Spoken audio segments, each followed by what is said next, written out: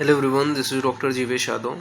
तो according to NCISM syllabus हम लोग द्रव्य गुण पेपर फर्स्ट का मोस्ट इंपॉर्टेंट जो आपके 17 टॉपिक हैं वो अपन डिस्कस कर रहे थे और इसी को ही अपन कंटिन्यू करेंगे और आगे अपन बढ़ते हैं।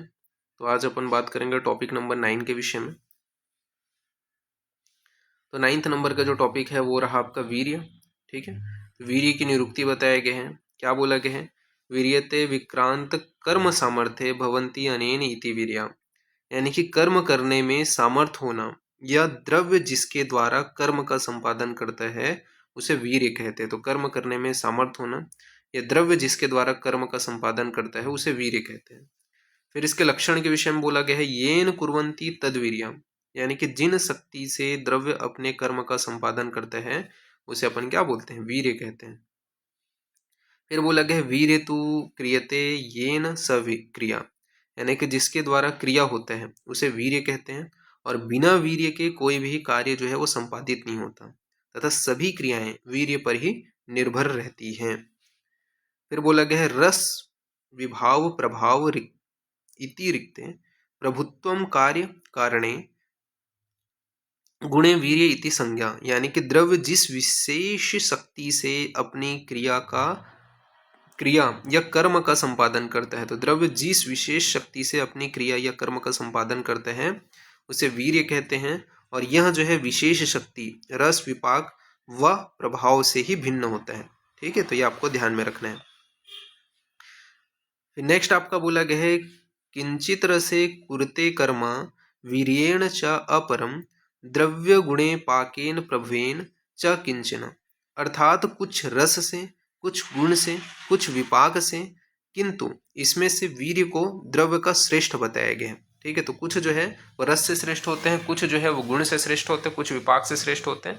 लेकिन अगर इसमें भी अपन सभी में श्रेष्ठता देखें तो सबसे ज्यादा जो है वीर्य जो होता है, वीर्य से द्रव्य की श्रेष्ठता होती है, ये यहाँ पे बोला गया है। ठीक है, आचार्य शिवदास सेन ने वीर्य जो है वीर्य शक्ति से उत्कृष्ट गुण के रूप में द्रव्य जो है वो आश्रित होता है, द्रव्य के ऊपर आश्रित होता है, ये यहाँ पे आपका बताया गया है। ठीक है, तो शक्ति जो है इसका पासवर्ड रहेगा, ये आपको ध्यान में रखना है, जैसा लिखा है वैसे ही टाइप करना। नेक्स्ट अपन बात करते हैं यहाँ पे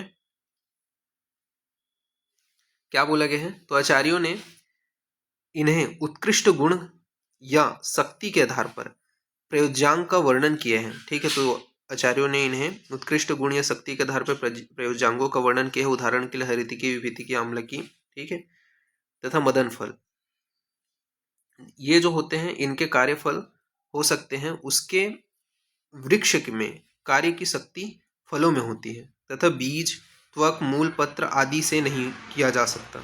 10 मूल के जो द्रव्य होते हैं जैसे शतावरी, अश्वगंधा आदि भी उत्कृष्ट शक्ति मूल इसमें जो है पाई जाती है। तो आदि में भी क्या है, उत्कृष्ट शक्ति मूल जो है इनमें भी पाया जाता है। तो ये आपको ध्यान में रखना है। बात करते हैं स्वरूप के विषय में। तो गुण वीर्यवाद के विषय में बताया गया है। तो गुण वीर्यवाद के विषय में बोला गया है कि आचार्य चरक ने शक्ति मात्र को वीर्य माना है। ठीक है, तो आचार्य जो चरक है वो शक्ति मात्र को वीर्य मानते हैं। द्रव्यगत जो रस है, ठीक है, तो द्रव्यगत रस विपाक आदि का कर्म इसी शक्ति के कारण होता है। अतः इनमें जो प्रबल, या ये बोल सकते हैं, या इनमें जो प्रबल हो तथा जिसके द्वारा कर्म संपादित होता है उसी में शक्ति का अधिष्ठान माना गया है। आचार्य सुश्रुत वांगभट्ट ने उत्कृष्ट शक्ति संपन्न के गुण को वीर्य माना है। गुरुवादी जो गुण है वो 20 है। ठीक है, इनमें से 8 जो है, ठीक है, तो ये आपको याद रखना, गुरुवादी जो गुण है वो आपके कितने बताए गए हैं? 20 बताए गए हैं। इनमें से 8 जो है वो आपके गुण बताए गए हैं, गुण माने गए हैं। ठीक है, तो ये आपको थोड़ा सा ध्यान में रखना है। इसी प्रकार कर्म वीर्यवाद के विषय में बताया गया है। तो कर्म वीर्यवाद में बोला गया है कर्म लक्षणम वीर्य। ठीक है, तो द्रव्य के द्वारा जो कर्म होता है तो उसे क्या कहते हैं? वीर्य कहते हैं। तो कर्म के द्रव्य के द्वारा जो कर्म होता है उसे वीर्य कहते हैं। नागार्जुन ने गुण वीर्यवाद को असंगत माना है और इसके अनुसार न गुण न रस को वीर्य माना जा सकता है, ये उन्होंने बताया है। इसके अलावा रस और गुण में तुल्य होते हुए भी कर्म में विशेषता मानी जाती है। तो रस और गुण जो है वो तुल्य होते हुए भी उसमें कर्म में विशेषता मानी जाती है। उदाहरण के लिए द्रव्य के द्वारा वमन और विरेचन कर्म।